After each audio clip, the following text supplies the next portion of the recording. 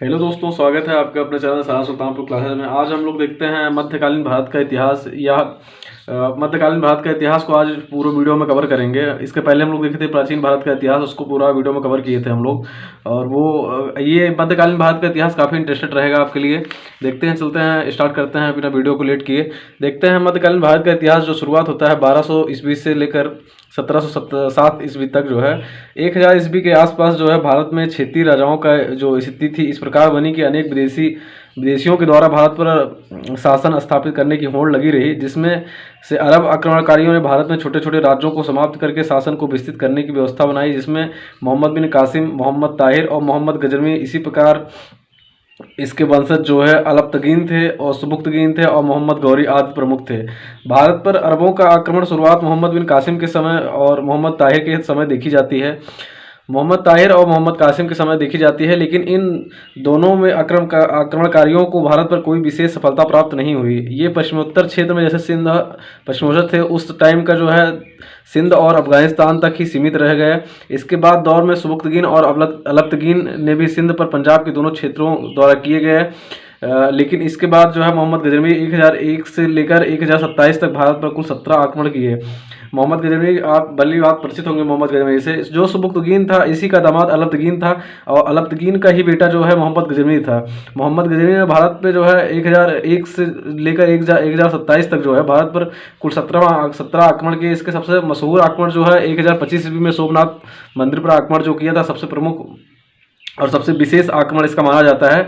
और इसका उद्देश्य यही था कि ये भारत पर आक्रमण करने का उद्देश्य यही था कि भारत में लूटपाट करना, और बाकी इसे लुटेरा मात्र की भी उपाधि दी जाती है मोहम्मद गजनवी को जो है। वास्तव में मोहम्मद गजनवी एक शासक न होकर लुटेरा मात्र था, इसलिए इसने अपने शासन की स्थापना पर ध्यान नहीं दिया तथा इसके गुलाम मोहम्मद गौरी, मतलब इसी के जो गुलाम था मोहम्मद गौरी ने लाहौर को राजधानी बनाकर सिंध और पंजाब लाहौर के क्षेत्रों में शासन किया। लेकिन भारत में अपार धन संपदा लूटकर मोहम्मद गौरी लाहौर तक ही सीमित रहा और 3 बार भारत में युद्ध किया। मोहम्मद गौरी जो है 3 बार भारत पे युद्ध किया है। आगे हम लोग देखते हैं, जैसे इसका युद्ध काफ़ी इंपॉर्टेंट है, काफ़ी बार यूपी पीएससी का तो ये एग्जाम में काफ़ी फेवरेट क्वेश्चन रहा है। इंपॉर्टेंट क्वेश्चन यहाँ से है। ये युद्ध जो है आप इसको बिल्कुल ध्यान में रखिएगा। तराइन का पहला युद्ध होता है मोहम्मद गौरी और पृथ्वीराज चौहान तृतीय के द्वारा, ठीक है, ये युद्ध होता है। पहले क्या था दोस्तों कि जितने मुस्लिम आक्रमणकारी हुए उनको कहीं न कहीं एक हिंदू राजाओं द्वारा उनको इनवाइट किया गया है एक दूसरे। पहले क्या हुआ, छोटे छोटे प्रांत हुआ करते थे, प्रांतों में क्या है राजा हुआ करते थे, तो आपसी राजाओं में जो है थोड़ा जो मेल भाव थोड़ा ठीक ठाक नहीं था और इस कारण जो है आपसी युद्ध कराने के लिए जो है विदेशी आक्रमणकारियों को इन्वाइट किया करते थे। तो ऐसे ही मोहम्मद गौरी जो है तराइन का प्रथम युद्ध पृथ्वीराज चौहान तृतीय के द्वारा लड़ा गया, जिसमें गौरी की बुरी तरह हार हुई। और उसके बाद तराइन का फिर द्वितीय युद्ध फिर मोहम्मद गौरी द्वारा और पृथ्वीराज चौहान तृतीय द्वारा लड़ा गया, जिसमें जयचंद ने गौरी की सहायता की थी। जयचंद भी एक राजा था जो है, और वो मोहम्मद गौरी की जो है हेल्प किया था जो है पृथ्वीराज चौहान को हराने के लिए। और इसमें तराइन के द्वितीय युद्ध में जो है मोहम्मद गौरी जो है पृथ्वीराज चौहान को हरा दिया और इससे जो है यहाँ जो है मोहम्मद गौरी की विजय होती है। इसमें कभी कभी एग्जाम में पूछता है यहाँ पे तराइन का प्रथम युद्ध कब हुआ था। डेट ऑफ इशू बहुत ज़्यादा ही पूछता है 1191 में, और तराइन का द्वितीय युद्ध 1192, मतलब अल्टरनेट लगातार ही युद्ध किया और दूसरे युद्ध में जो है वो सफलता प्राप्त किया जो है मोहम्मद गौरी ने।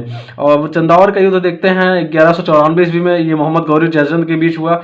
देखिए इसमें जयचंद जो है इन्वाइट किए थे मोहम्मद गौरी को पृथ्वीराज तृतीय के द्वारा लड़ाई करने में जो है काफ़ी सहायता किए थे, और फिर मोहम्मद गौरी ने ही जयचंद को जो है परास्त किया। चंदावर का युद्ध ये भी काफी इंपॉर्टेंट है, ये इंपॉर्टेंट क्वेश्चन है। चंदावर का युद्ध पूछता है कभी 1194 ईस्वी में हुआ था। तराइन का प्रथम युद्ध और द्वितीय युद्ध तो सबको याद रहता है, लेकिन चंदावर का युद्ध काफी बच्चे इसमें कंफ्यूज रहते हैं, तो इसको बिल्कुल ध्यान में रखिएगा। चंदावर का युद्ध जो है 1194 ईस्वी में मोहम्मद गौरी और जयचंद के बीच हुआ था। अब यहाँ से शुरुआत होती है सल्तनत कालीन की। सल्तनत कालीन में 1206 से 1526 ईस्वी तक चलता है। इस काल में जो है 5 प्रमुख राजवंशों ने शासन किया। जैसे इसका ट्रिक भी हम लोग देखते हैं। गुलाम खिले तो सासले जो है गुलाम वंश, उसके बाद खिलजी वंश, उसके बाद तुगलक वंश, उसके बाद सैयद वंश, उसके बाद लोधी वंश। लोधी वंश को ही समाप्त करके जो है मुगल सम्राट की स्थापना होती है।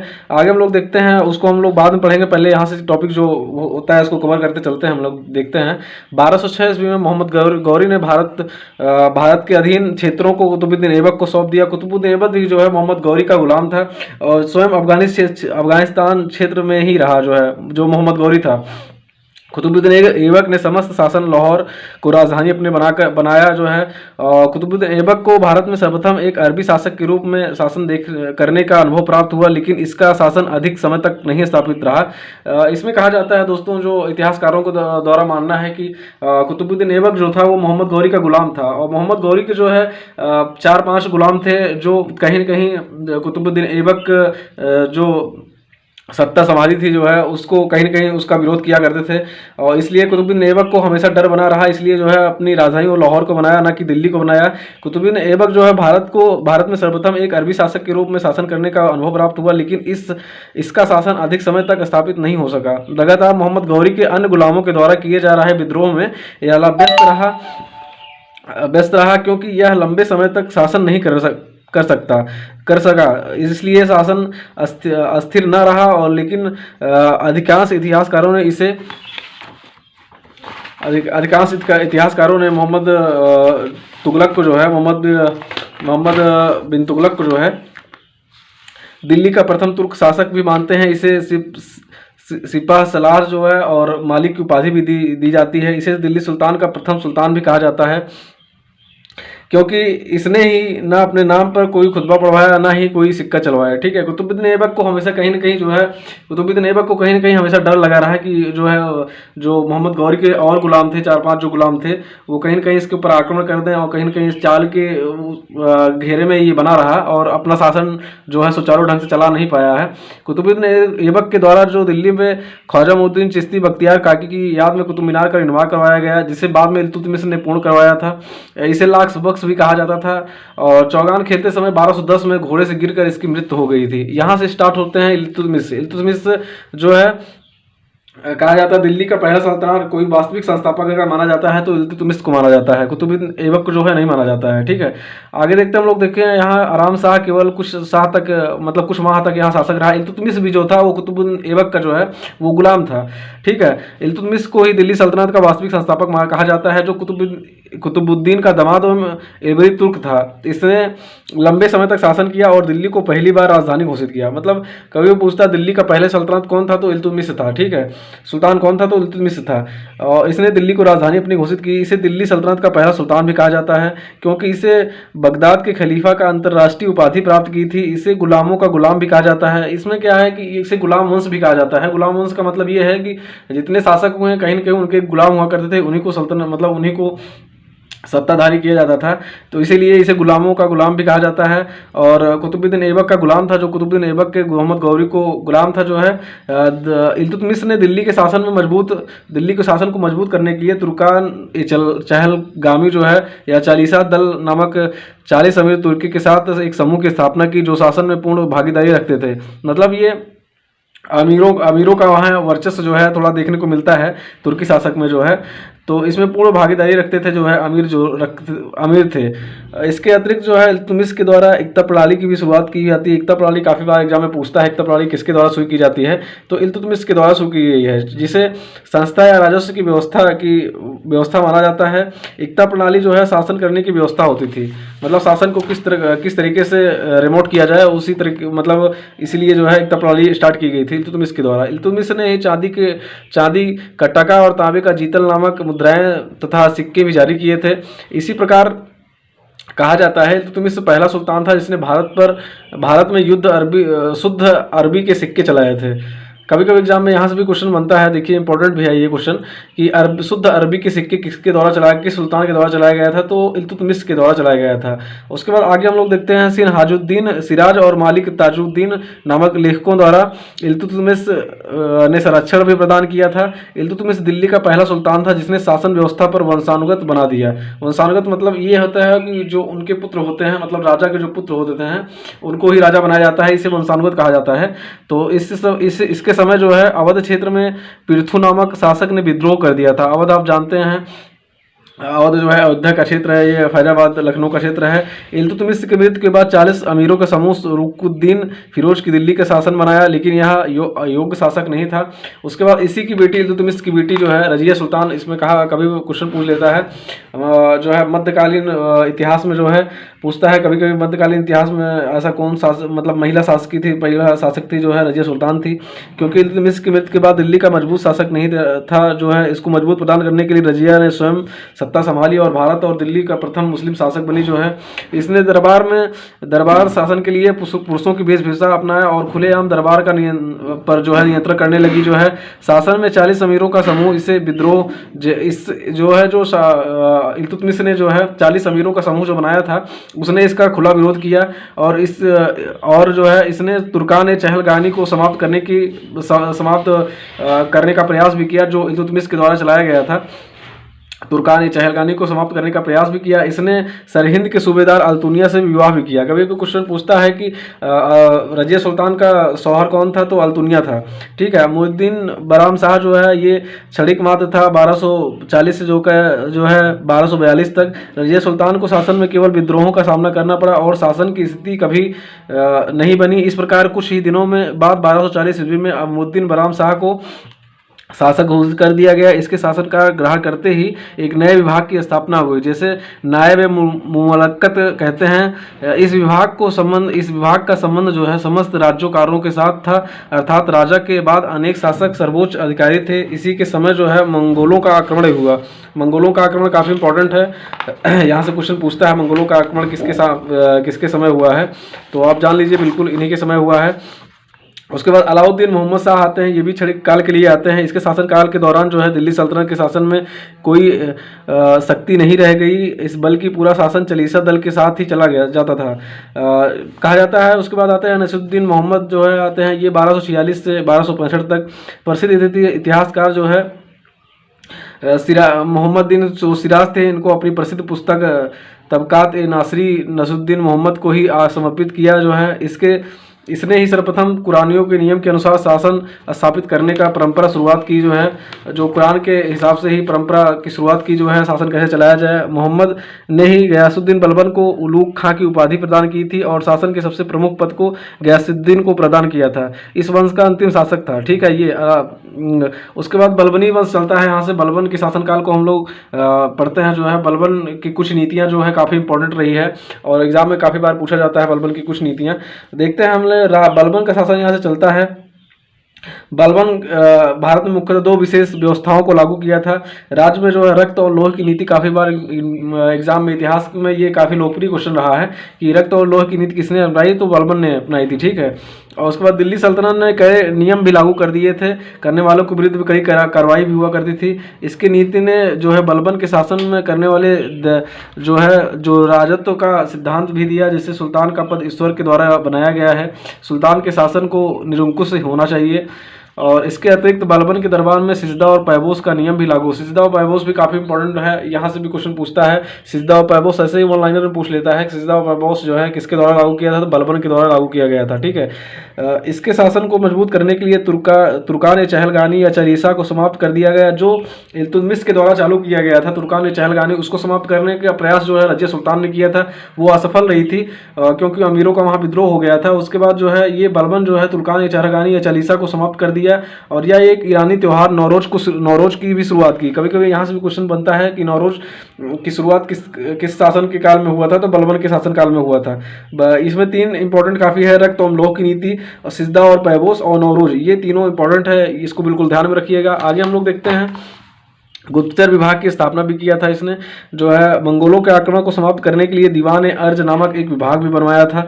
अमीर खुसरो, जिन्हें तोता हिंद के नाम से जाना जाता है, इन्होंने जो है कुल 6 शासकों का शासन देखा था, जो शहजादा मोहम्मद के शासनकाल में ही अपनी 4 रचनाओं के लिए जाने लगे। ठीक है। इसके बाद आता है खिलजी वंश। खिलजी वंश हम लोगों के लिए इंपॉर्टेंट है। खिलजी वंश की बात करते हैं तो 1290 से 1320 ईस्वी तक चलता है। खिलजी वंश की स्थापना जो है खिलजी वंश की स्थापना खिलजी क्रांति के नाम से जानी जाती है, क्योंकि यह दिल्ली सल्तनत का पहला वंश था जिसने अनेक कार्यों की शुरुआत की।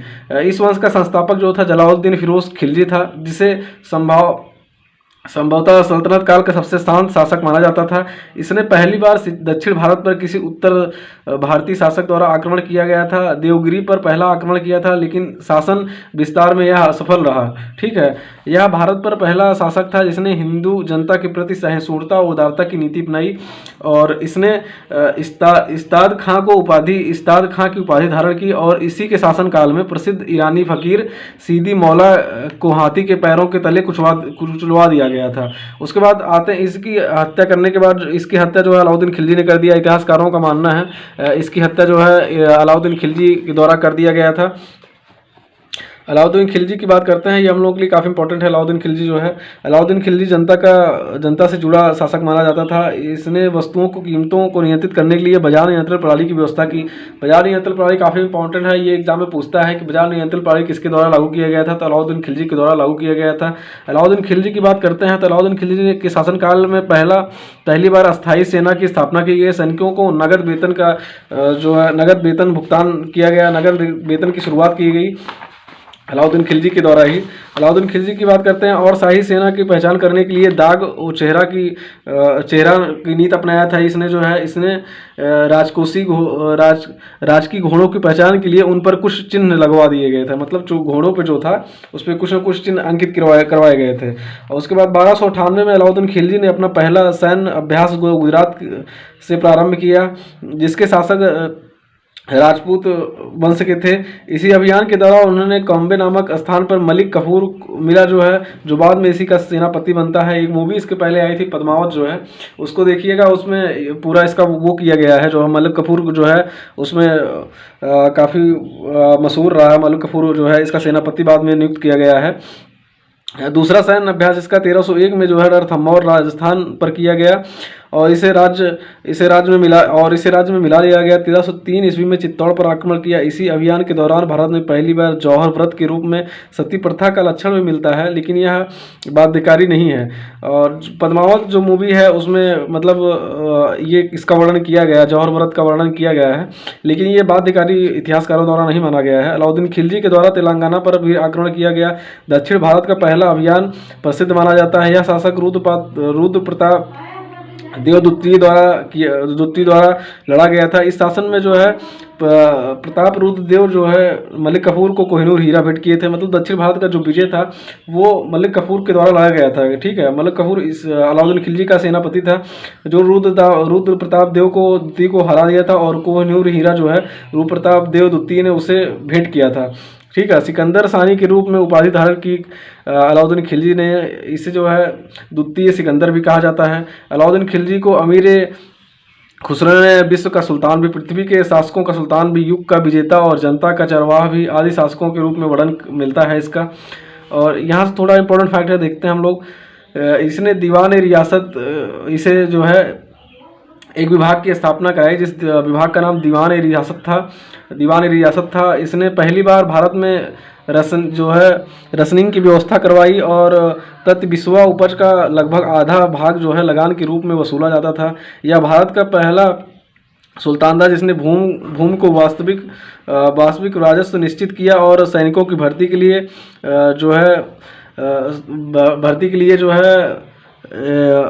जो है आरिज मामलिक नामक विभाग का स्थापना करवाया। भ्रष्टाचार और लूट करने के लिए दीवान मुस्त खराज नामक विभाग की भी स्थापना इसने करवाई थी।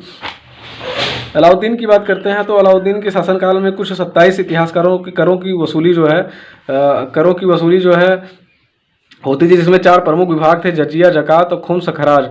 ये 4 विभाग ऐसे थे जो लूटपाट के द्वारा कोई भी मतलब किसी राज्य पर जो है आक्रमण किया जाता है तो उस पर जो लूटपाट का धन आता था उसको जो है किस तरीके से बांटा जाता था। देखते हैं, जैसे जजिया कर था। जजिया कर एक गैर धार्मिक कर था जो गैर मुस्लिम पर लागू होता था, मतलब मुसलमान को छोड़ के हिंदुओं पर लागू होता था। जकात एक धार्मिक कर था जो केवल मुस्लिमों को वसूला जाता था, जो उनकी कुल संपत्ति का 1/40वां भाग होता था। और खुम्स की बात करते हैं, लूट के धन या अन्य किसी प्रकार का प्राप्त किए गए धन को जो है शामिल किया जाता था, जिसमें 1/5 भाग शासकों को और 4/5 भाग सैनिकों को दिया जाता था। ठीक है, खराज की बात करते हैं। खराज एक गैर मुस्लिम पर लागू किया जाने वाला भूमिकर था, यह भी हिंदुओं पर लागू हुआ करता था। 1/3 और 1/2 की मात्रा पर लागू किया जाता था। इस प्रकार अलाउद्दीन खिलजी दिल्ली सल्तनत का पहला शासक था जो भूमि मापन की इकाई के लिए बिस्वा की शुरुआत की। विश्वा की शुरुआत जो है इसी के समय होती है। कभी कभी एग्जाम में यहाँ से भी पूछता है कि विश्वा की शुरुआत जो है किस शासनकाल के में हुआ था, तो अलाउद्दीन खिलजी ने ही शुरुआत किया था। सल्तनत काल में भू राजस्व के निर्धारण को अलग अलग नामों से जाना जाता है, जिसमें बटाई प्रथा, मसाहत पट्टा जो है और मुक्ताई प्रथा जो है ये प्रसिद्ध था। इसमें से महासत प्रथा जो है अलाउद्दीन खिलजी द्वारा शुरू किया गया था, जिसमें उपज के आधार पर लगान की दर जो है निश्चित की जाती थी, और इसके शासनकाल में अधिकांश भूमियों को खालसा भूमि घोषित किया गया। लगभग 1316 से 1320 में जो है मुबारक शाह खिलजी इस वंश का अंतिम शासक था, जिसने स्वयं को खलीफा घोषित किया और भारत को यह प्रसिद्ध नारा दिया जो है, इस्लाम खतरे में है। मुबारक शाह खिलजी का ही नारा है। कभी कभी एग्जाम में यहाँ से पूछता है इस्लाम खतरे में किसके द्वारा दिया गया नारा था, तो मुबारक शाह खिलजी के द्वारा दिया गया नारा था। ये खिलजी वंश का लास्ट संस्थापक था। और तुगलक वंश की बात करते हैं। तुगलक वंश 1320 से लेकर 1414 तक चला है। यह हमारे लिए काफ़ी इंपॉर्टेंट है तुगलक वंश। यहाँ से क्वेश्चन काफ़ी बनते हैं इतिहास में जो है। यह दिल्ली सल्तनत पर पहले लंबे समय तक शासन करने वाला वंश था जो है, जिसकी स्थापना गयासुद्दीन तुगलक के द्वारा किया गया था, जिसे स्वयं को जो है गाजी की उपाधि धारण की थी जो है। यह दिल्ली सुल्तान का पहला शासक है जो सबसे अधिकार जो है खुद और मुकद्दम अर्थात ग्राम प्रधानों को दिए थे। गयासुद्दीन तुगलक ने अधिकांश दक्षिण भारतीय क्षेत्रों को जो है दिल्ली सल्तनत में मिला लिया, जिसकी उदार नीति और कमजोर नीतियों के कारण निजामुद्दीन औलिया ने यह कहा कि यह दिल्ली अभी दूर है। मतलब इस जो निजामुद्दीन औलिया थे जो है, इसकी नीतियों को जो है इसकी नीतियों के द्वारा काफ़ी वो थे, तो जो है वो उन्होंने इसको एक स्टेटमेंट दिया था कि दिल्ली अभी दूर है, मतलब दिल्ली पे राज करना अभी काफ़ी दूर है। ये स्टेटमेंट काफ़ी बार पूछा जाता है किसके द्वारा दिया गया है, तो निजामुद्दीन औलिया के द्वारा दिया गया है। इसको बिल्कुल ध्यान में रखिएगा। गयासुद्दीन तुगलक की बात करते हैं तो गयासुद्दीन तुगलक के बाद मोहम्मद बिन तुगलक दिल्ली सुल्तान का शासक बना, जो दिल्ली सल्तनत का सबसे शिक्षित शासक माना जाता है। लेकिन अपनी नीतियों के कारण मोहम्मद बिन तुगलक जो है रक्त का प्यासा जो है, परोपकारी, मूर्ख आदि उपाधियां दी जाती है मोहम्मद बिन तुगलक को, क्योंकि इसके द्वारा जो भी नीतियां चलाई जाती थी वो असफल हो जाती थी। मोहम्मद बिन तुगलक के जो है 5 कार्य जो प्रमुख थे उसको हम लोग देखते हैं। जैसे कराची अभियान हो गया, खुरासन विजय हो गया, दोआब में कर की वृद्धि हो गई, सांकेतिक मुद्रा का प्रचलन जो है मोहम्मद बिन तुगलक के द्वारा काफ़ी बार एग्जाम में पूछा जाता है। सांकेतिक मुद्रा का प्रचलन किसके द्वारा स्टार्ट किया जाता है? मोहम्मद बिन तुगलक के द्वारा स्टार्ट किया जाता है। राजधानी परिवर्तन आदि में शामिल था जो है। मोहम्मद बिन तुगलक के शासनकाल में जो है प्रसिद्ध अफ्रीकी वासी जो है, मोरक्को निवासी जो है इब्न बतूता भारत आया था। इब्न बतूता जो था वो मोरक्को का निवासी था, वो मोहम्मद बिन तुगलक के शासनकाल में आया था। यहाँ से भी क्वेश्चन कभी पूछता है कि इब्न बतूता जो है किसके शासनकाल में आया था, तो मोहम्मद बिन तुगलक के शासनकाल में आया था। मोहम्मद बिन तुगलक के शासनकाल का वर्णन जो है प्रसिद्ध पुस्तक जो है रेहला में मिलता है। इब्न बतूता की प्रसिद्ध पुस्तक जो है रेहला है, उसमें जो है मोहम्मद बिन तुगलक की जो है शासनकाल का पूरा व्यवस्था उसमें मिलता है। इसने जो है दीवान अमीर दीवान कोही नामक कृषि विभाग की स्थापना करवाई थी। किसानों को कृषि के लिए ताकाई नामक जो है ऋण प्रदान भी किया जाता था। मोहम्मद बिन तुगलक के शासनकाल में जो है सभी करों को समाप्त कर दिया गया था। केवल जो है जकात नामक जो है कर जो है उसको वसूली किया जाता था। श्रम और जकात नामक कर की वसूली की जाती थी मोहम्मद बिन तुगलक का जो है। मोहम्मद बिन तुगलक के बाद कहा जाता है तो ये सबसे शिक्षित और सबसे विद्वान शासक था जो है। कभी कभी एग्जाम में ये भी पूछता है कि दिल्ली सल्तनत का पहला कौन सा शासक जो सबसे शिक्षित और सबसे विद्वान था? मोहम्मद बिन तुगलक था। लेकिन इसके द्वारा जो भी नीतियाँ चलाई गई हैं वो असफल रही हैं कहीं ना कहीं जो है। आगे देखते हैं, शेख निजामुद्दीन इसके विचारों का पूर्णतः विरोधी था जो है। यह दिल्ली सल्तनत का पहला सुल्तान था जिसने हिंदू त्योहारों को, होली आदि को पूर्णतः भागीदारी किया। मतलब हिंदू त्योहारों में जो है ये अपना पूरा भागीदारी निभाता था। ये पहला सुल्तान था जो है दिल्ली का। इसके बाद आते हैं फिरोज शाह तुगलक। 1351 से 1388 तक शासन करते हैं। फिरोज शाह तुगलक जो है दिल्ली सल्तनत काल का एक प्रसिद्ध शासक था जिसने जनता के अनेक ऋणों को माफ़ कर दिया। जैसे तकावी को ये भी एक ऋण हुआ करता था, इसको माफ़ कर दिया। फिरोज शाह तुगलक ने प्रमुख नगरों की स्थापना भी करवाई, जिसमें से जौनपुर नगर काफ़ी इंपॉर्टेंट है हमारे एग्जाम के दृष्टिकोण से जो है। काफ़ी बार एग्जाम में पूछता है जौनपुर नगर की स्थापना किसने करवाया, तो फिरोज शाह तुगलक ने करवाया था। फिरोज शाह तुगलक ने खुर्स नामक खिंचाई पर कर लगवाया जो है। अद्दा और बिस नामक तांबे का सिक्के जो है मुद्राएं भारत में जारी की जो है। इसने जो है कल्याणकारी और निरंकुश जो है शासक भी इसे जो है कल्याणकारी और निरंकुश शासक भी कहा जाता था, क्योंकि इसने मुस्लिम और हिंदू दोनों धर्मों को जो है संतुष्ट किया। हिंदुओं के लिए ब्राह्मणों पर जजिया, मतलब हिंदुओं पर जो है ब्राह्मण पर जो है कर लगाने अनेक कर को खत्म कर दिया था जो है, ब्राह्मणों पर कर जो है इसने ही लगवाया था। और मुस्लिमों के लिए प्रसिद्ध ज्वाला देवी मंदिर और जगन्नाथ को नुकसान पहुंचाया था, मतलब जो ज्वाला देवी मंदिर थी और जगन्नाथ मंदिर जो था उसको तोड़वाया था इसने ही, फिरोज शाह तुगलक ने ही। इसे सल्तनत काल का दूसरा अकबर भी कहा जाता है। फिरोज शाह तुगलक के शासनकाल के बाद अबलबुक जो है अलाउद्दीन और मोहम्मद शाह जैसे अनेक शासक करते थे जो है, इस रहते थे जो है, लेकिन अस्थाई शासन करते थे। इसके शासनकाल में जो ये सब शासन थे, लेकिन इनके अस्थाई शासन की पहचान नहीं हो पाई है जो है। इन राजाओं के बाद जो है तैमूर लंग के सहयोगी खिज्र खां के द्वारा 1414 में जो है सैयद वंश की स्थापना की गई, जिसने कोई भी महान उपाधि धारण नहीं की थी। ठीक है, 1200 से अधिक बगीचों का निर्माण जो है और भारत में सबसे अधिक सरायों और नहरों का निर्माण जो है फिरोज शाह तुगलक के द्वारा ही किया जाता है। पूछा जाता है एग्जाम में कभी कभी कि जो है सब सर्वाधिक नहरों का निर्माण किस शासक के द्वारा करवाया गया था, तो फिरोज शाह तुगलक के द्वारा करवाया गया था। इसने जो है सरागनी नामक नई मुद्रा का प्रचलन भी करवाया था। मोहम्मद बिन तुगलक ने और गयासुद्दीन तुगलक ने जो है भारत के नहरों का निर्माण शुरू करवाया था, जबकि भारत में सबसे अधिक नहरों का निर्माण जो है फिरोज शाह तुगलक के द्वारा करवाया गया था। ठीक है, इसके मतलब मोहम्मद बिन तुगलक के द्वारा भी और गयासुद्दीन तुगलक के द्वारा भी नहरों का निर्माण करवाया गया था, लेकिन फिरोज शाह तुगलक के द्वारा सबसे ज़्यादा नहरों का निर्माण करवाया गया था। इसके बाद आ जाता है सैयद व सैयद की बात करते हैं। 1414 से 1450 ईस्वी तक शासन चला, और उसके बाद इसका वंश जो इसका संस्थापक जो था खिज्र खां था। कभी कभी एग्जाम में पूछता है सैयद वंश का संस्थापक कौन था, खिज्र खां था। खिज्र खां ने भारत पर मंगोली आक्रमण तैमूर लंग की सहायता से शासन की स्थापना की जो है। इसने स्वयं को किसानों का मसीहा घोषित किया और रैयत आला नामक की उपाधि धारण की। खिज्र खां ने तुर्क और अफगानों के लिए अलग अलग नीतियाँ अपनाई, लेकिन लोग इससे संतुष्ट नहीं हो सके जो है। इसके शासनकाल में तैमूर लंग के पुत्र जो है शाहरुख का बहुत प्रभाव देखने को मिलता है। खिज्र खां के बाद मुबारक शाह और नामक शासक सैयद वंश का शासक बना, जिसके दरबार में प्रसिद्ध कवि लेखक याहिया बिन सरहिंदी रहा करते थे, जिसने तारीख मुबारक शाही नामक पुस्तक लिखी। और इस वंश का अंतिम शासक जो था अलाउद्दीन आराम शाह था। तैमूर लंग एक विदेशी आक्रमणकारी तैमूरिया का निवासी था, जिसने तुगलक वंश के शासक मोहम्मद बिन तुगलक के शासनकाल में भारत पर आक्रमण किया था और बड़ी धन संपदा लूटा था उस टाइम जो है तैमूर लंग ने ही। इसलिए तैमूर लंग को जो है लुटेरा भी कहा जाता है। ठीक है, अलाउद्दीन शाह बहुत ही कायर शासक, क्योंकि इसने स्वेच्छा से ही राजा का पद जो है त्याग दिया, और इस प्रकार 1451 ईस्वी में दिल्ली सल्तनत पर लोधी वंश की शुरुआत हुई। ठीक है, लोधी वंश की बात करते हैं। लोधी वंश का जो संस्थापक था बहलोल लोधी था। बहलोल लोधी ने यहाँ देखने को मिलता है लोधी वंश का जो संस्थापक बहलोल लोधी था, या लोधी वंश का संस्थापक है, जिसे दिल्ली सल्तनत का शासन स्वेच्छा से अलाउद्दीन मोहम्मद शाह ने सौंप दिया था। क्योंकि बहलोल लोधी एक साधारण व्यक्ति था और दिल्ली सल्तनत का पहला शासक था जो कभी राजगद्दी पर नहीं बैठा।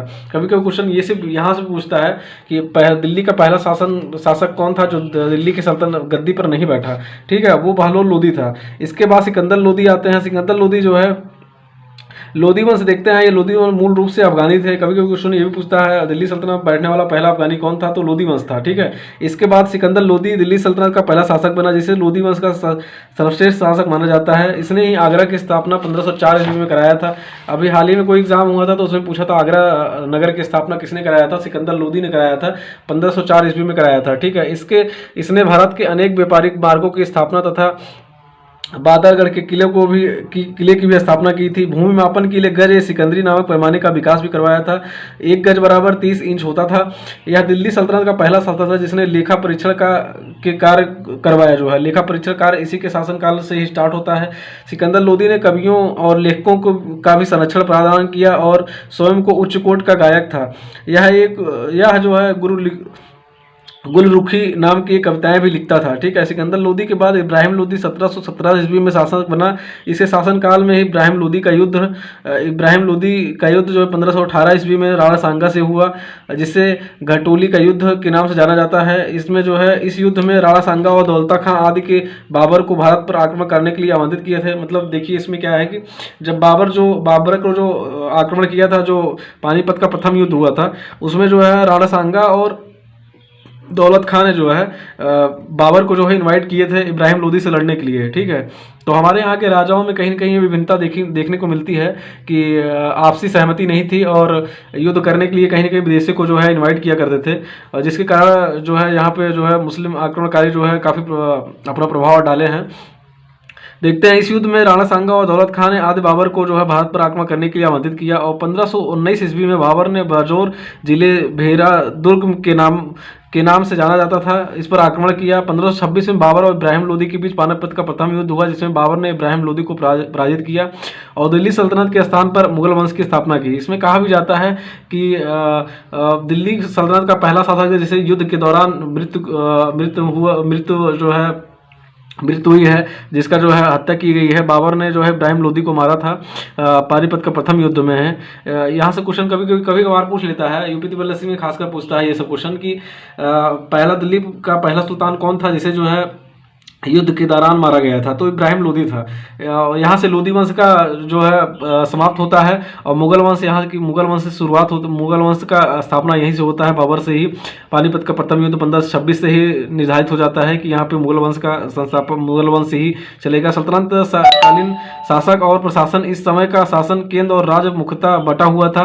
केंद्रीय शासन का प्रमुख राजा या सुल्तान होता था, जबकि राज्य के स्तर पर शासन की नायक और बली आदि नामक से जाना जाता था और जिले के प्रमुख जो है सिकदार कहा जाता था। सल्तनत कालीन प्रशासन और उनके विभाग को हम लोग देखते हैं। जो विभाग थे, जो प्रमुख विभाग सल्तनत कालीन में बनाए गए थे, उसको हम लोग आज यहाँ देखते हैं, कवर करेंगे। देखते हैं यहाँ से भी क्वेश्चन कभी कभी पूछता है। दीवान विरासत जो है वित्त विभाग था, दीवान आरिज जो है सैन्य विभाग था, दीवान अमीर कोही जो है, ये भी काफ़ी इंपॉर्टेंट है, ये कभी कभी पूछता है कृषि विभाग था। मतलब ऐसे ही ऑप्शन दे देगा आपको, पूछेगा दीवान अमीर कोही मतलब किस विभाग के लिए बनाया गया था, तो कृषि विभाग के लिए बनवाया गया था। दीवान ईसा या अशरफ जो है पत्रचार विभाग के लिए बनवाया गया था। दीवान खैरात जो है, ये भी काफ़ी इंपॉर्टेंट है। देखिए जो इंपॉर्टेंट होगा मैं आपको बताता चलूँगा। जैसे दीवान अमीर कोही जो है ये कृषि विभाग के लिए, ये भी इंपॉर्टेंट है। दीवान खैरात जो है ये दान विभाग के लिए था, ये भी इंपॉर्टेंट है। दीवान इब्तिहाक जो है पेंशन विभाग था। दीवान बंदगान जो है ये गुलाम विभाग था। दीवान वकूफ़ जो है व्यय विभाग था। जलालुद्दीन फिरोज खिलजी द्वारा यह स्टार्ट किया गया था। और दीवान मुमालिक जो है ये न्याय विभाग था। सल्तनत कालीन वंश के अधिकारी जो है उनको किस नाम से पुकारा जाता था, उसको देखते हैं हम लोग। जैसे मंत्री और अधिकारी, आरिज मुमालिक जो है ये सैन्य विभाग का प्रमुख था। ईगा मुमालिक जो है ये पत्रचार का प्रमुख था। और रसातल मुमालिक जो है ये विदेशी विभाग था। वकील दर जो है शाही महल का देखभाल जो करता था उसको कहा जाता था। मुस्तैफी मुलाफी जो है इसे नियंत्रण और महालेखा परीक्षक जिसे हम लोग CAG कहते हैं, कैग कहते हैं, कंप्यूटर ऑडिटर जनरल जिसे कहते हैं इस टाइम। और मुहतासिब जो है लोगों का आचरण का निबंध था, आचरण का नियम था जो है लोगों को किस तरीके से आचरण करना है, किस तरीके से जो है व्यवहार करना है। और सद्र और सदूर जो है धार्मिक कार्यों का प्रबंधन था। कोतवाल जो है कानून और व्यवस्था नियंत्रण था। सेना या मंडी जो है व्यापार नियंत्रण पर था। ये दीवान रियासत जो है बाजार नियंत्रण का प्रमुख अधिकारी हुआ करता था। तो ये हम लोग सल्तनत कालीन को पूरा कवर किए हैं। अब हम लोग देखते हैं मुगल वंश की बात करते हैं। मुगल वंश की यहाँ से नींव रखी जाती है। 1526 ईस्वी में जो है लोदी और बाबर से युद्ध होता है। पानीपत का प्रथम युद्ध के नाम से जाना जाता है और यहाँ से मुगल वंश की स्थापना होती है। मुगल वंश जो है देखते हैं 1526 से 1707 ईस्वी तक चलता है। मुगल वंश की बात करते हैं, कौन कौन शासक इसमें रहे हैं। बाबर रहा है, बाबर के पुत्र जो है हुमायूं रहे हैं। उसके बाद कुछ क्षणिक पल तक इसमें शेरशाह भी आया है, जैसे सूर्यवंश का संस्थापक माना जाता है। उसके बाद अकबर हैं, उसके बाद जहांगीर हैं, फिर शाहजहां हैं, फिर औरंगजेब हैं। ठीक है, बाबर की बात करते हैं। 1526 से 1330 ईस्वी तक भारत में मुगल वंश की शुरुआत जो है बाबर के द्वारा की गई थी। अपना पहला आक्रमण जो है 1519 में जो है बाजौर पर किया था, जिसने भेरा दुर्ग के नाम से जाना जाता है बाबर। और इसके अधिकांश वंशज जो है चतकाई तुर्क थे। इसका संबंध जो है ट्रांस आसियाना क्षेत्र से था। यह मुख्यतः अफगानिस्तान के क्षेत्र से जोड़ा जाता है। इसके पिता का नाम उमर शेख मिर्जा था। यह दोनों भारतीय लुटेरा चंगेज खां और तैमूर लंग के वंशज थे। इसके पहले जो हम चंगेज खां और तैमूर लंग पढ़े हैं उन्हीं के वंशज ये थे बाबर। ठीक है, बाबर प्रथम शासक है जिसने जिहाद का नारा दिया। यहाँ से भी क्वेश्चन कभी कभी पूछता है जिहाद का नारा किसने दिया था, तो बाबर ने दिया था। पानीपत का प्रथम युद्ध जो है 1526 में बाबर ने युद्ध की विशेषी पद्धति तुगलमा पद्धति का प्रयोग किया और रोमी विधि और उस्मानी विधि के नाम से भी जाना जाता है। मतलब तुगलमा पद्धति को जो है रोमी विधि और उस्मान विधि से भी जाना जाता है। तुगलमा पद्धति जो है ये बाबर की नीतियों में एक नीति थी। बाबर ने भारत में पहली बार बारूद और तोपखाने का प्रयोग किया। तोपखाने का प्रमुख उस्ताद जो है अली खां और मुस्तफ़ा थे।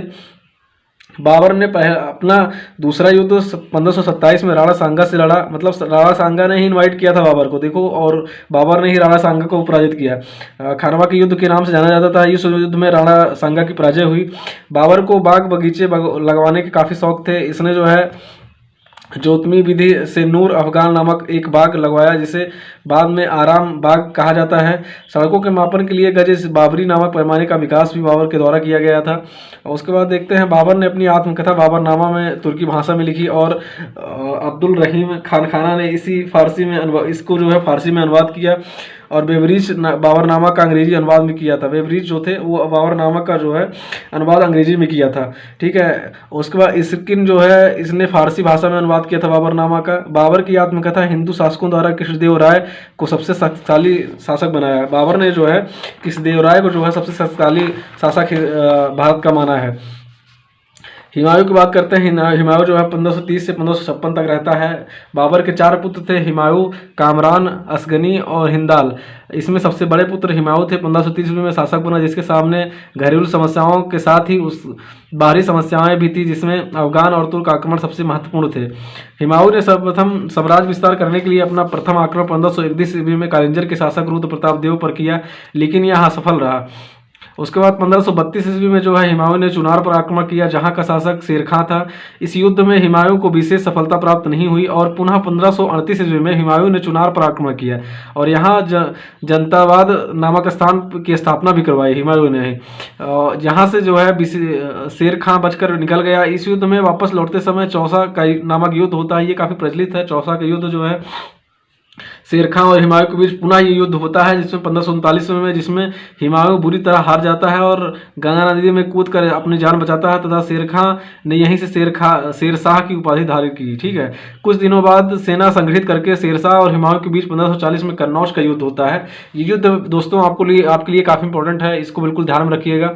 जैसे 1539 का होता है, उसके बाद 1540 का होता है कन्नौज का, ये बिलग्राम में होता है। और इस युद्ध में जो है पुनः हुमायूं की बुरी तरह हार होती है और हुमायूं जो है 15 वर्ष तक सत्ता से दूर रहता है। शेर शाह सूरी यहाँ जाता है। सूरी वंश का जो है संस्थापक शेर शाह सूरी 1540 से 1556 तक शासन करता है। यह पूरा समय सूरवंश के शासन का था, जिसकी स्थापना शेरशाह सूरी के द्वारा बिलग्राम के युद्ध 1540 में हुमायूं को हराकर जो है शासन की स्थापना की थी। शेरशाह सूरी द्वारा मात्र 5 वर्ष तक शासन कर सका। इसके बाद जो है शासन इसके उत्तराधिकारी को पाया जाता है। शेरशाह सूरी ने भारत पर अनेक कार्यों के लिए जाना जाता है। इसे बचपन का नाम फरीद था। शेर को मारने के कारण इसका नाम शेर खां की उपाधि भी दी गई थी। मतलब एक हाथ से जो है तलवार से जो है शेर को मार दिया था, इसलिए शेर खां की उपाधि भी इसे दी गई थी। शेरशाह की उपाधि कन्नौज, और जो शेर शाह की उपाधि जो पाई थी वो कन्नौज के युद्ध में जो है युद्ध जीतने के बाद इसे शेर खां की उपाधि दी गई थी। और शेर खां की उपाधि ये एक शेर को मारा था एक हाथ से एक तलवार से, इसलिए इसे शेर खां की उपाधि दी गई थी। शुरुआत में एक साधारण जागीरदार था और बिहार के शासक मोहम्मद शाह की विधवा पत्नी दद्दू बेगम से विवाह कर लिया था जो है शेर खां ने। भारत में अनेक निर्माण जो है राजस्व संबंधी कार्य शेरशाह सूरी द्वारा करवाया गया था। जैसे भारत में संग्रहण मतलब जरीमाना प्रथा की शुरुआत शेरशाह के द्वारा की गई थी। भूमि मापन के लिए जरीब की शुरुआत की गई थी। इसके शासनकाल के द्वारा उत्पादन का 1/3 जो है हुआ करता था। मतलब जो उत्पादन का कर था 1/3 हुआ करता था। यह लोधी वंश के बाद स्थापित किया गया अफगान साम्राज्य था। शेरशाह सूरी के काल में ही प्रसिद्ध कवि मलिक मोहम्मद जैसी, जो रायबरेली के आसपास रहने वाले थे, इनकी रचना जो है पद्मावत, अखरावट और आखिरी कलाम शामिल थी। पद्मावत में ही अलाउद्दीन खिलजी और राजा रणजीत सिंह की जो है युद्ध का वर्णन इसमें किया गया है। पद्मावत में ही इसमें जो है पद्मावत नामक स्त्री का काफ़ी महत्वपूर्ण भूमिका भी रहा है। और शेरशाह सूरी जो है रोहतासगढ़ के किला का निर्माण भी करवाया था। ये राजस्थान में है। शेरशाह सूरी ने उस समय बंगाल और आधुनिक बांग्लादेश के सोनार गांव से लेकर पाकिस्तान से पेशावर तक जो है रोड का निर्माण भी करवाया था, जिसे ग्रैंड ट्रैंक रोड भी कहा जाता है। दिल्ली से लेकर गुजरात तक था। आज भी राष्ट्रीय राजमार्ग एक नेशनल हाईवे अथॉरिटी के नाम से जाना जाता है। सर्वप्रथम लॉर्ड ऑकलैंड के द्वारा इसे जीटी रोड कहा गया। जिसके अतिरिक्त इसे ग्रैंड ट्रैंक रोड काफ़ी बार एग्जाम में पूछता है कि ग्रैंड ट्रैंक रोड जो है किसके द्वारा निर्माण करवाया गया था, तो शेरशाह सूरी के द्वारा निर्माण करवाया गया था, ठीक है। और उसके बाद जो है इसे जीटी रोड के नाम से भी जाना जाता है। आगरा से बुरहानपुर और आगरा से जौनपुर होते हुए चित्तौड़गढ़ तक, लाहौर से मुल्तान तक जो है शेरशाह सूरी ने मुद्रा या सिक्कों को छपाई के लिए 23 टकसालों की स्थापना करवाई। दो प्रमुख सिक्के इसमें प्रसिद्ध माने जाते हैं, जैसे चांदी का रुपया 180 ग्राम का था, उस ग्रेन का था। उसके बाद जो है तांबे का रुपया जो है 380 ग्रेन का था। और यही रुपया ब्रिटिश काल से लेकर आज तक भारतीय रुपया का आधार बना हुआ है। रुपया का प्रचलन पूछता है कभी कभी किसके द्वारा कराया गया था, तो रुपया का प्रचलन जो है वो शेरशाह सूरी के द्वारा चलवाया गया था। शेरशाह सूरी ने केंद्रीय शासन, प्रांतीय शासन और जिला प्रशासन सभी की स्थापना करवाई थी और सभी के शासन में अधिकार दिए गए थे। 1545 में तोप के विरुद्ध शेरशाह की मृत्यु हो गई। तोप के बारूद से गिरने से इसकी मृत्यु हो गई और इसके उत्तराधिकारी और पुत्रों के द्वारा भारत पर 1555 तक शासन किया गया। 1555 में इस वंश के शासक को पद से हटाकर हेमू, जिसे हेमचंद विक्रमादित्य के नाम से जाना जाता था, गद्दी पर बैठा दिया गया। शेरशाह सूरी जो है ये अपने नीतियों के लिए काफ़ी प्रचलित रहा है जो है। उसके बाद कोई वंश आता है, इसके बाद कोई शासन करता है तो जलालुद्दीन मोहम्मद अकबर आते हैं। कहा जाता है कि जब मतलब हुमायूं जो है अपना युद्ध हार गया था शेरशाह सूरी से, तो जाता है अपने भाइयों से संरक्षण लेता है, उसके बाद फिर युद्ध करता है। तो यहाँ सूरी वंश समाप्त होता है जो है। उसके बाद फिर आता है अकबर आते हैं। जलालुद्दीन मोहम्मद अकबर 1526 से 1605 ईस्वी तक इनका शासन चलता है। अकबर का जन्म जो है 1542 में हुमायूं के निर्वासन काल में राणा बीर साल के महल में अमरकोट में हुआ था। इस मुगल वंश का एकमात्र अनपढ़ शासक था। कभी कभी क्वेश्चन ये भी पूछता है मुगल काल में सबसे अनपढ़ शासक कौन था, तो अकबर था। अकबर जो है सबसे अनपढ़ शासक था, लेकिन शासन के इतिहासकार कि इतिहास में जो है इसने इतिहास रचा। अकबर ने भारत में धार्मिक, आर्थिक, सामाजिक और राजनीतिक और सभी प्रकार की नीतियों को बेहतर बनाया। बचपन में ही इसका संरक्षक बैराम खां था, जिसने राजा बनने के बाद अकबर ने अपनी प्रधानमंत्री वजीर बनाया। बैराम खां की पत्नी से जो है कहा जाता है कि बैराम खां को किसी युद्ध पर जो है भेजा था अकबर ने, और इसकी पत्नी जो है सलीमा बेगम से ही विवाह कर लिया था। तो मतलब ये था कि अब जैसे बैराम खां जो इसका संरक्षक था उसको युद्ध के लिए कहीं भेजा था और उसकी बेबी से ही सलीमा बेगम से विवाह कर लिया। अकबर का राज्याभिषेक पहले 1556 से लेकर कालानूर के चबूतरे तक हुआ जो है। फिर कुछ दिनों तक गुलाम वंश के शासक के रूप में किया गया। इसकी धार्मिक नीतियों से मजहर की घोषणा, इबादत खाने की स्थापना, दीन इलाही काफ़ी बार इंपॉर्टेंट है, ये एग्जाम में पूछा गया। दीन इलाही की स्थापना, धर्म का प्रचलन भी आदि स्टार्ट किया अकबर ने ही। मजहर की घोषणा के अनुसार अकबर ने स्वयं को ईश्वर की प्रतिनिधि बताया और स्वयं को सुल्तान ने आटिल घोषित किया, अर्थात राजा का ही ईश्वर के बाद जनता का पहला प्रतिनिधि है। यह अकबर के द्वारा ही स्टेटमेंट दिया गया था। अकबर ने 1582 में इबादत खाने की स्थापना करवाई, जिसमें सभी धर्मों के अनुयायी और संत धार्मिक चर्चा करते थे, जिसमें ईसाई धर्म के एकाविवा और मिसराट जो है धर्म के, जैन धर्म के जिन प्रभा सूरी, हरिश्चंद्र सूरी, विजय सूरी, पारसी धर्म के दस्तर जो है महरीज राणा जो थे, ये सब थे इसके जो है इसके दरबार में जो है। उसके बाद राजनीतिक रूप से जो है अकबर गुलाम वंश का एक महान मजबूत शासक था, जिसे साम्राज्य विस्तार, क्षेत्रीय राजाओं को समन्वय और उनकी ऐसी नीतियां बनाई गई जिसमें मुगल वंश के सबसे लंबे समय तक शासन स्थापित रहा। भारत में सर्वप्रथम संभवतः जो है भारत में सर्वप्रथम जो है सब धर्म और समभाव की नीतियाँ जो है इसी अकबर के द्वारा ही चलाई गई। सहिष्णुता की नीति भी इसी के द्वारा चलाई गई थी। और जो है देखते हैं जो है इसने सभी धर्मों को जोड़े रखा था, ठीक है। और इसके जो दरबारी थे देखते हैं हम लोग। 1575 में अकबर ने इबादत खाने की स्थापना कराई थी। शुरुआत में इसे केवल इस्लामी धर्म गुरुओं की चर्चा करने का अनुमति थी, जिसके बाद में सभी धर्मों के लिए खोल दिया था, ठीक है। हिंदू धर्म के देवी और पुरुषोत्तम, जैन धर्म के हर विजय सूरी और जिन विजय सूरी और पारसी धर्म के महराज राजा और ईसाई धर्म के एकाविबा और मेंसिरात प्रमुख जो है धर्मगुरु थे। मतलब इसके यहाँ जो धर्मगुरु थे वो सभी धर्म मतलब सभी जाति संप्रदाय से थे। और इसी कारण जो है अनेक इतिहासकारों ने इबादत खाने के धर्म संसद के नाम से पुकारा जाता था। अकबर ने 1582 में जो है दीन इलाही, जिसे तहकीब इलाही के नाम से जाना जाता था, नामक धर्म की शुरुआत की। इस धर्म पर इलाहाबाद नाम भी रखा गया। इलाहाबाद किले का निर्माण जो है इसी के समय हुआ। दीन इलाही स्वीकार करने के बाद पहले व्यक्ति बीरबल के, जिन्हें महेश दास के नाम से जाना जाता था, इसके दरबारी थे। अकबर के अन्य कार्य जो थे 1562 में पर्दा शासन का अंत किया, मतलब जो पर्दा करते थे लोग उसको जो है समाप्त किया। दास प्रथा का भी अंत किया। 1563 में जो है जो तीर्थ पर यात्रा लगाई जाती थी उसको हटा दिया। उसके बाद जो है 1564 में देखते हैं जजिया कर को समाप्त कर दिया, जो गैर मुस्लिम धार्मिक करारों पर लगता था। 1571 में फतेहपुर सीकरी की स्थापना करवाई, यहीं पर जो है इबादत खाने का निर्माण करवाया और राजधानी परिवर्तित किया जो है। और 1789 में अकबर जो है 1789-80 में जो है मजहर की घोषणा की और सिक्के के अनुसार बादशाह की शासक का सर्वोच्च माना जाता था और अन्य धार्मिक गुरुओं का हस्तक्षेप शासन में समाप्त कर दिया।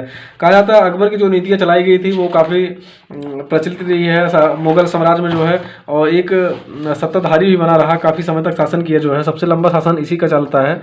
उसके बाद देखते हैं इसके तुरंत बाद जो है 1862 में अकबर ने नवरत्नों को राजा टोडरमल ने भू राजस्व की नई व्यवस्था दहसाल प्रणाली जो है शुरुआत की। दहसाल प्रणाली भी इंपॉर्टेंट है, काफ़ी एग्जाम में पूछता है कि दहसाल प्रणाली किसके द्वारा चालू किया गया। राजा टोडरमल के द्वारा चालू किया गया था, ये अकबर के ही दरबार में रहा करता था। ठीक है, इसी के आधार पर ब्रिटिश काल में 1793 ईस्वी में गवर्नर जनरल लॉर्ड कॉर्नवालिस ने अस्थायी बंदोबस्त की स्थापना की थी। इसके अतिरिक्त अकबर के महत्वपूर्ण कार्यों में मनसबदारी प्रथा जो है ये भी काफ़ी इंपॉर्टेंट रही है। अकबर ने राजपूतों का दमन और सहयोग दोनों की नीति अपनाई। सबसे पहला अभियान आमेर के राजा भारमल के ऊपर किया गया, उन्होंने अधीनता स्वीकार की और इन्हीं के पुत्र मरियम जिनको जोधा के नाम से जाना जाता है उससे विवाह किया अकबर ने ही। और इसके अतिरिक्त जो है राजपूतों से हल्दी घाटी का संघर्ष 1576 ईस्वी में महाराणा के विरुद्ध प्रसिद्ध था, जिसमें सेनापति आसफ खान था और मान सिंह भी इस युद्ध में महाराणा प्रताप पराजित हुए जो है। अकबर का अंतिम युद्ध जो है विजय आसिरगढ़ विजय था। यह अभियान जो है मीर बहादुर के विरुद्ध था। एका बीबा और मोन्सेराट पुर्तगाली मात यात्री भारत आए थे उस टाइम अकबर के समय जो है। आगे देखते हैं सलीम की बात करते हैं, जिसे जहांगीर के नाम से जाना जाता है। जहांगीर का जन्म जो है फतेहपुर सीकरी में शेख सलीम चिश्ती के यहाँ हुआ था। इसके बचपन का नाम सलीम था। यह मरियम उजवानी जोधा का लड़का था, मतलब जो अकबर की पत्नी थी जोधा उनका लड़का था। इनके प्रमुख शिक्षक अब्दुल रहीम खान खाना थे। अब्दुल रहीम खान खाना हमारे लिए काफ़ी इंपॉर्टेंट है। इनका पहला युद्ध जो है इनका पहला पुत्र जो है खुसरो था, जो मानबाई का लड़का था, जो मान सिंह की पुत्री थी। मान सिंह जो है उस अकबर का जो है सेनापति था। और सलीम का दूसरा विवाह जो है मारवाड़ के शासक उदय सिंह की पुत्री जगत गोसाई के साथ हुआ और इसके पुत्र का नाम खुर्रम था। खुर्रम मतलब शाहजहां के बचपन का नाम खुर्रम था, जो जहांगीर का बेटा था। जहांगीर का पहला विद्रोह उसके पुत्र खुसरो के द्वारा लड़ा गया। जहांगीर का प्रमुख कार्य जनता के लिए न्याय की जंजीर बनवाया कहा जाता है। वो यहाँ से भी क्वेश्चन कभी पूछता है न्याय की जंजीर जो है किसके शासनकाल में था, तो जहांगीर के शासनकाल में। इसके अतिरिक्त जहांगीर जो है मुगल वंश का एकमात्र शासक था जिसने जनता को न्याय प्रदान करने के लिए एक शासन को सुव्यवस्थित करने के लिए 12 घोषणाएं की, जिसमें सबसे महत्वपूर्ण घोषणा भूमि का प्रमाणीकरण था, अर्थात अच्छी भूमियों के लिए प्रमाण पत्र जारी किए जाते थे उस टाइम। खुसरो को शिक्षा देने के लिए जहांगीर ने सिखों के 5वें गुरु अर्जुन देव को जो है फांसी दी थी। यहाँ से भी क्वेश्चन पूछता है सिखों के जो 5वें गुरु थे अर्जुन देव को जो है किसने फांसी दी थी, तो जहांगीर ने दिया था। ठीक है, खुसरो और जहांगीर के बीच प्रसिद्ध युद्ध भेरावाल का युद्ध हुआ। भेरावाल के युद्ध से जाना जाता था। यहीं पर जहांगीर ने खुसरो को पराजित किया और खुसरो को अंधा करवा दिया। ठीक है, ये 1622 ईस्वी में ये युद्ध हुआ था, भेरावाल का युद्ध हुआ था जहांगीर और खुसरो के बीच। ठीक है, 1622 ईस्वी में भेरावाल का युद्ध। और जहांगीर ने 1622 ईस्वी में अपने मित्र वीर सिंह बुंदेला के द्वारा प्रसिद्ध कवि के लेखक अब्दुल फजल की हत्या करवा दी। इसके बदले जो है वीर सिंह को 3000 की मनसबदारी प्रदान की गई थी। मतलब जो वीर सिंह थे वो प्रसिद्ध लेखक अब्दुल फजल की हत्या करवा दी थी जो है जहांगीर के ही शासनकाल में जो है। उसके बाद आगे देखते हैं जहांगीर के शासनकाल में अकबर के शासन की तरह जो है पर्दा शासन की कुछ छवियां दिखाई देती हैं। अकबर के शासन की तरह नूरजहां भी जो है शासन में हस्तक्षेप के लिए जाना जाता है। नूरजहां के बचपन का नाम जो है मेहनरू निसा था। उगास बेगम पिता का नाम असमत बेगम, माता का नाम जो है असमत बेगम था। असमत बेगम ने ही इत्र से मतलब गुलाब से इत्र बनाने की प्रथा खोजी थी। और उसके बाद जो है जहांगीर ने नूरजहां के पिता को एक मत भातु दौला की उपाधि दी थी। इसलिए मेहरुन्निसा ने पिता की मृत्यु के बाद रेतमातु दौला का मकबरा भी बनवाया, मतलब इन्हीं के नाम एत भातु दौला के नाम पे ही उनका मकबरा बनवाया था। जहांगीर के शासनकाल में राजपूतों के द्वारा सबसे बड़ी चुनौती राजा अमर सिंह के द्वारा पेश की गई। इसके बाद में जो है एक संधि के द्वारा दोनों में एक समझौता हो गया। जहांगीर के शासनकाल में विलियम हॉकिंस और टॉमस रो के 2 ब्रिटिश यात्री भारत आए थे। हाकिंस को जहांगीर में मनसब और जागीरें प्रदान की गई थी। कभी कभी यहाँ से क्वेश्चन होता है, पहले अंग्रेज कौन थे जो किसके शासनकाल में आए थे, तो जहांगीर के शासनकाल में पहला क्वेश्चन। दूसरा क्वेश्चन ये पूछता है जहांगीर के शासनकाल में पहला अंग्रेज कौन आया था, तो विलियम हॉकिंस और टॉमस रो आए थे। ठीक है, जहांगीर ने भी दक्षिण भारत में साम्राज्य विस्तार किया और दक्षिण भारत में सबसे बड़ी चुनौती अहमदनगर के सेनापति मलिक अंबर ने पेश की। इसके अतिरिक्त मोहम्मद अमर जो अहमदनगर दरबार में मलिक राजू भी सेनापति था।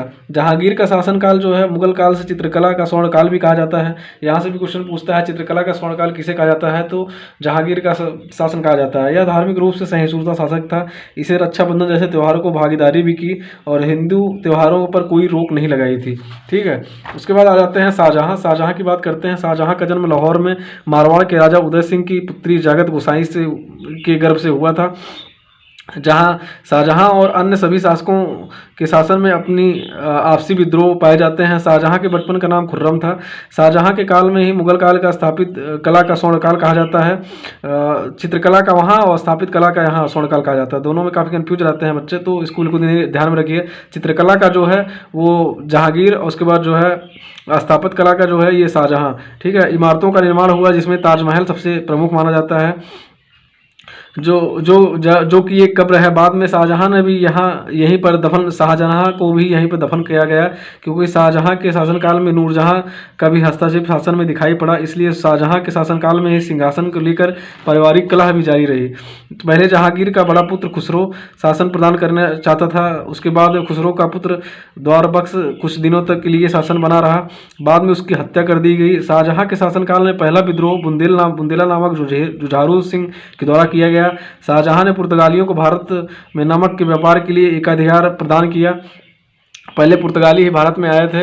उन्होंने ही शाहजहाँ के दरबार में आया और व्यापार करने के लिए नमक को जो है इसने शाहजहाँ ने ही एकाधिकार प्रदान किया। जो है मुगलों और सिखों के बीच शाहजहाँ के शासनकाल में विवाद उत्पन्न हो गए, जिसका मुख्य विवाद गोविंदपुर नामक एक नगर की स्थापना को लेकर था।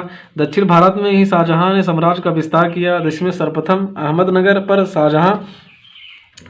शाहजहाँ ने अधिकार कर लिया, जहाँ से प्रमुख का वजीर और सेनापति मलिक अकबर था। इसके बाद शाहजहाँ ने गोलकुंडा को भी मुगल साम्राज्य में शामिल कर लिया और यहीं पे मोहम्मद सैयद, जिसे मीर जुल्मा के नाम से भी जाने जाते हैं, शाहजहाँ को कोहिनूर हीरा भेंट किया। मतलब मोहम्मद सैयद जो थे वो शाहजहाँ को कोहिनूर हीरा जो है यहीं से ही दिया था। उसके बाद आगे देखते हैं हम लोग, शाहजहाँ की बात करते हैं। शाहजहाँ का शासनकाल सभी मुगलों शासकों में एक प्रमुख शासन माना जाता है, क्योंकि धार्मिक रूप से जो है शाहजहाँ का शासनकाल अकबर की नीतियों के अनुसार ही चला है। शाहजहाँ ने सिजदा और पैबोस नामक परंपराओं को दरबार में जारी रखा। अकबर को इलाही संवत के स्थान पर जो है हिजरी संवत का प्रचलन कराया। यहाँ से क्वेश्चन कभी पूछता है कि जो है इलाही संवत के स्थान पर शाहजहाँ ने क्या चलाया था, तो हिजरी संवत चलाया था। इसने हिंदुओं को तीर्थ यात्रा पर कर भी लगाए, हालांकि बाद में समाप्त कर दिया। इसने भारत में अनेक मंदिरों को भी नष्ट करवाया।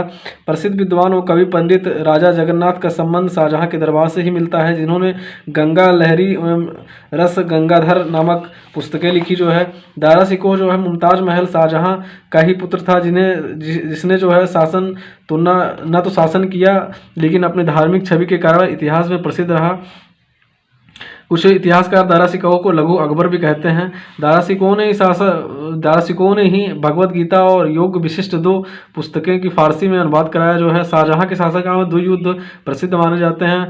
एक धर्मट का युद्ध 1558 में मुगल सेना और औरंगजेब के बीच हुआ था तथा मुराद बख्श के बीच हुआ था, और दूसरा सामूगढ़ का युद्ध 1558 में मुगल सेना और दारा शिकोह के बीच हुआ था।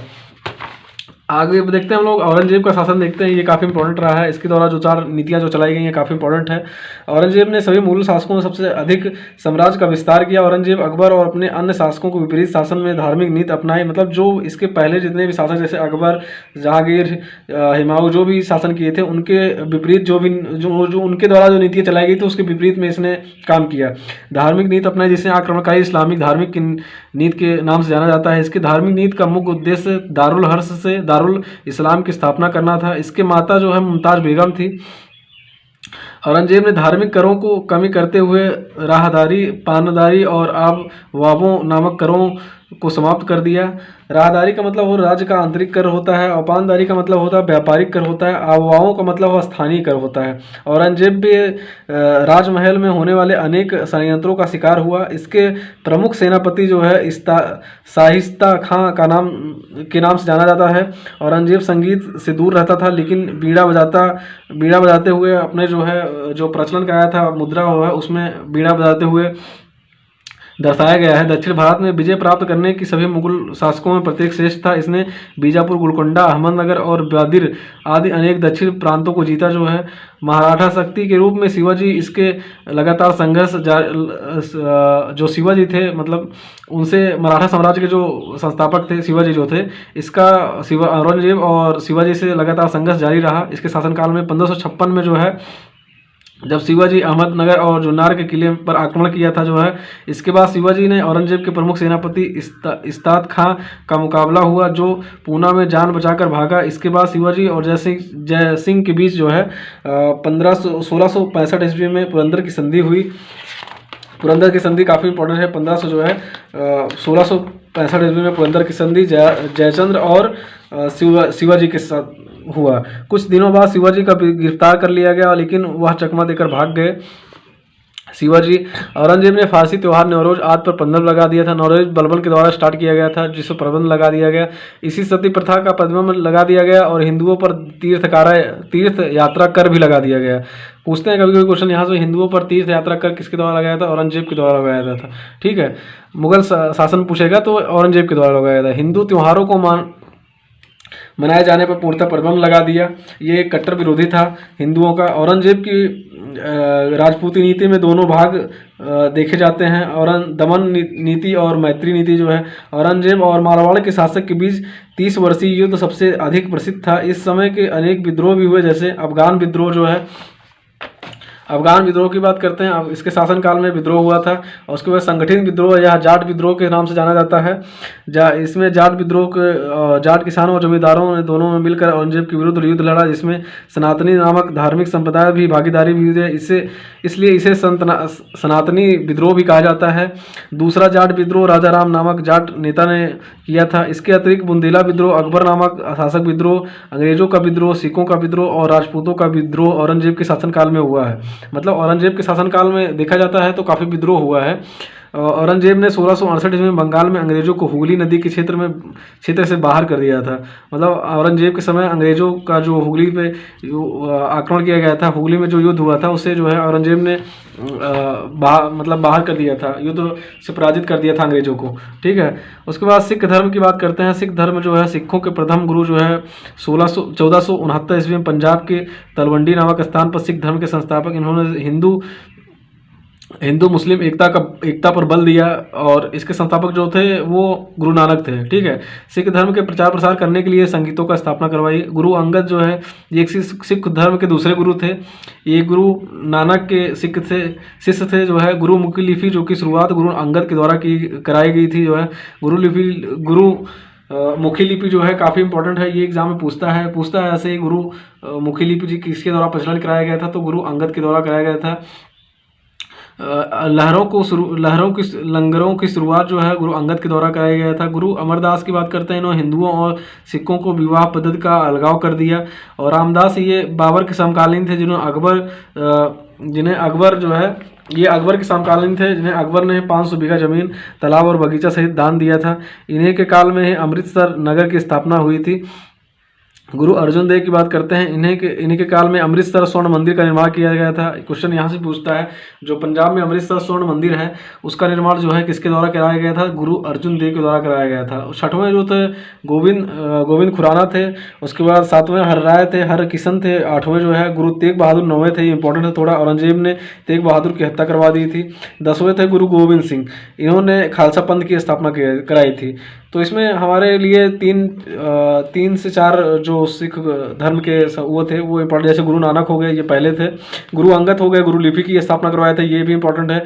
उसके बाद जो थे अर्जुन देव जो है ये अमृतसर स्वर्ण मंदिर की स्थापना करवाए थे, ये भी इंपॉर्टेंट है। उसके बाद तेग बहादुर, ये 9वें गुरु थे, ये औरंगजेब से युद्ध में औरंगजेब ने इनकी हत्या करवा दी थी, ये भी इंपॉर्टेंट है। गुरु गोविंद सिंह, ये भी इंपॉर्टेंट है। 10वें ये अंतिम गुरु थे, इन्होंने खालसा पंथ की स्थापना करवाई थी। उसके बाद देखते हैं मुगल प्रशासन की बात करते हैं। जो प्रशासन में जो भी नीतियाँ चलाई गई थी उसके विषय में थोड़ा हम लोग चर्चा करते हैं। यहाँ से जो क्वेश्चन बन सकते हैं आपको मैं यहाँ से प्रोवाइड कराऊंगा। देखते हैं मुगल काल प्रशासन मुख्य रूप से केंद्रीयकरण पर आधारित था, जिसमें केंद्रीय और राज्य स्तरीय दोनों प्रकार के प्रशासन व्यवस्था पर मिलती है, जिसमें मंत्री पद और अधिकारी दोनों देखे जा सकते हैं।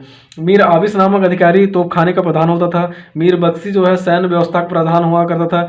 और दरोगा डाक चौकी जो है गुप्तचर विभाग का ये प्रधानमंत्री हुआ करता था। और मीर श्यामा पद का जो है अकबर के स्थापित किया गया था, जो कारखाना, शाही महल और घरेलू मामलों का प्रमुख था। उसके बाद देखते हैं सद्र उस सिदूर जो है धार्मिक मामलों का प्रमुख था। वाकिया नवीस जो है समाचार लेखक था। खुफिया नवीस जो है गुप्तचर विभाग लेखक था। मुशर्रिफ जो है लेखा अधिकारी हुआ करता था, आय व्यय का जो है ब्यौरा किया करता था। मुस्तैफी जो है ये लेखा जांच अधिकारी हुआ करता था। और मुस्तदी जो है ये बंदरगाह का प्रमुख हुआ करता था। इसके अतिरिक्त प्रांतीय प्रशासन में सबसे प्रमुख पद जो है वो सूबेदार का होता था। अकबर के शुरुआत शासन में 12 प्रमुख प्रांत थे, जिनकी संख्या बाद में बढ़कर 15 तक पहुंच गई थी। और सर्वाधिक प्रांत जो है औरंगजेब के शासनकाल में थे 20 प्रांत। इसके अतिरिक्त सूबेदार की गवर्नर या सिपहसालार भी कहा जाता था। सूबेदार को जो है गवर्नर या सिपहसालार भी कहा जाता था। जिले के प्रशासन का सबसे प्रमुख अधिकारी जो है फौजदार होता था। हालांकि कानून व्यवस्था को निपटने के लिए कोतवाल नामक अधिकारी का भी चर्चा मिलता है मुगल काल में। परगने का अधिकारी जो है सिकदार, जिसे सिकदार कहते हैं, यहीं पर शामिल नाम से अधिकारी राजस्व की उगाही करता था। गांव में ग्राम प्रधान प्रमुख अधिकारी था, जिसे खुद मुकद्दम या चौधरी के नाम से जाना जाता था। इनकी सहायता के लिए पटवारी या लेखपाल की नियुक्ति की जाती थी। जो है मुगल कालीन स्थापत्य कला और चित्रकला की बात करते हैं हम लोग। देखते हैं मुगल काल के बाबर के काल में ही पारस के अनेक चित्रकार भारत में देखे जा सकते हैं। पारस का एक मशहूर चित्रकार बिजहाद पूर्व का राफेल बाबर के दरबार में आया था, इसे पूर्व का राफेल भी कहते हैं। ये भी क्वेश्चन काफ़ी इंपॉर्टेंट है, कभी कभी पूछता है पूर्व का राफेल किसके दरबार में थे, तो अब बाबर के दरबार में थे, जिनका नाम था बिहजाद, इन्हें पूर्व का राफेल भी कहा जाता है। ठीक है। इसके अतिरिक्त हुमायूं के काल में मीर सैयद और अब्दुल रम्मत थे, जो 2 चित्रकार सबसे महत्वपूर्ण प्रसिद्ध थे। अकबर के शासनकाल में दसावन सबसे अधिक चर्चित चित्रकार थे, इसके साथ दसावन का नाम मिलता है। जहांगीर के शासनकाल में चित्रकला का स्वर्णकाल कहा जाता है। इस काल में प्रसिद्ध चित्रकार बिशनदास और उस्ताद मंसूरी जो है अली थे। मंसूर अली एक चित्रकार थे। बंगाल का अनोखा पुष्प बहुत अधिक प्रसिद्ध था। और मुगल काल में बाबर में कबूली बाग में मस्जिद और आगरे का मस्जिद का निर्माण भी करवाया था। बाबरी मस्जिद का निर्माण जो है अयोध्या में बाबर के सेनापति मीर बाकी के द्वारा कराया गया था। और उसके बाद जो है हुमायूं ने दिल्ली में दीन पनाह नामक नगर की स्थापना कराई थी। यहाँ से भी क्वेश्चन पूछता है कभी दीन पनाह नगर की स्थापना किसके द्वारा कराया गया था, तो हुमायूं के द्वारा कराया गया था, जिसे धर्म के शरण के असली भी कहा जाता है। शेरशाह सूरी ने दिल्ली में किला कोहना मस्जिद शेरसूर नामक नगर पुराना किला का निर्माण करवाया था, जबकि शेरशाह ने मकबरे का निर्माण बिहार के सासाराम में स्वयं का शेरशाह सूरी ने बनवाया था। सासाराम में इसका शेरशाह सूरी का मृत्यु भी हुआ था। अकबर के आगरा में जो है आगरा किला, अकबर के द्वारा जो है आगरा किला, जहांगीर महल, अकबरी महल का निर्माण भी कराया गया था, जबकि फतेहपुर सीकरी में जो है अकबर के अनेक निर्माण करवाए गए थे, दीवाने आस, दीवाने खास, जहांगीरी महल और जामा मस्जिद, पंच महल अथवा हवा महल महल, मरियम का महल, बुलंद दरवाज़ा काफ़ी इंपॉर्टेंट है, बुलंद दरवाज़ा फतेहपुर सीकरी में जो है, और शेख सलीम चिश्ती का मकबरा, और इलाहाबाद में सलीम 40 स्तंभों वाला किला जो है इंपॉर्टेंट। ये भी जहांगीर का जो देखते हैं, जहांगीर में एकमात्र अकबर का मकबरा जो है निर्माण सिकंदरा नामक स्थान पर करवाया गया था। अकबर का मकबरा जो है जहांगीर के द्वारा कराया गया था। इसमें कन्फ्यूज रहते हैं दोस्तों, जैसे आता है अकबर का मकबरा जो है तो वो सोचते हैं अकबर के द्वारा, लेकिन ये जहांगीर के द्वारा एकमात्र अकबर का मकबरा बनवाया गया था सिकंदरा में जो है। उसके बाद देखते हैं इक्ता उद्दौला का मकबरा जो है नूरजहाँ ने आगरा में बनवाया था। जहांगीर का मकबरा लाहौर में बनवाया था जो है। और उसके बाद शाहजहाँ ने दिल्ली और आगरा दोनों नगरों का पर भवनों का निर्माण करवाया था। आगरा में ही दीवाने आम दीवाने खास जो है ये शाहजहाँ के द्वारा बनवाया गया था। और उसके बाद जो है मच्छी भवन, शीश महल जो है, और खास महल, नगीना मस्जिद, मोती मस्जिद, जामे मस्जिद जो है ये भी शाहजहाँ के द्वारा, जबकि दिल्ली में जामा मस्जिद, लाल किला, दीवाने आम, दीवाने खास, मोती महल और रंग महल आदि का निर्माण करवाया गया था। और आगे देखते हैं लाल किले का अंदर जो है मोती मस्जिद का निर्माण औरंगजेब के द्वारा करवाया गया था, जो कि पूर्ण रूप से संगमरमर के निर्मित से बनवाया गया था। इसे मोती मस्जिद को जो है ताजमहल का भद्दी नकल भी कहा जाता है। औरंगजेब के द्वारा जो बनवाया गया था ये महाराष्ट्र में बनवाया गया है। ठीक है, वीडियो अच्छी लगे दोस्तों ज़्यादा लोगों को शेयर करिएगा। ये वीडियो बनाने में काफ़ी मेहनत लगता है दोस्तों। और ये कंटेंट आपको, जैसे अब प्राचीन इतिहास खत्म हो गया, उसके बाद मध्यकालीन इतिहास खत्म हो गया, अब आने वाला आधुनिक भारत, एशियंट हिस्ट्री आपके लिए ये भी इंपॉर्टेंट रहेगा, जहाँ से क्वेश्चन बन सकते हैं। जैसे प्राचीन से हम लोग देखते हैं तो वहाँ से 2-3 क्वेश्चन बनते हैं। बाकी मध्यकालीन इतिहास से 2-4 क्वेश्चन यहाँ से भी देखे जाते हैं। लेकिन आधुनिक जो एशियंट हिस्ट्री है वहाँ से क्वेश्चन भर भर के पूछे जाते हैं एग्जाम में। जो अब इस टाइप का जो न्यू पैटर्न पूछा जाता है वो आधुनिक भारत के इतिहास से ज़्यादा क्वेश्चन पूछे जाते हैं, वो हम लोग के लिए काफ़ी इंपॉर्टेंट होगा। और ये वीडियो ज़्यादा से ज़्यादा लोगों को शेयर करिएगा, अपने दोस्तों से शेयर करवाइएगा। धन्यवाद दोस्तों।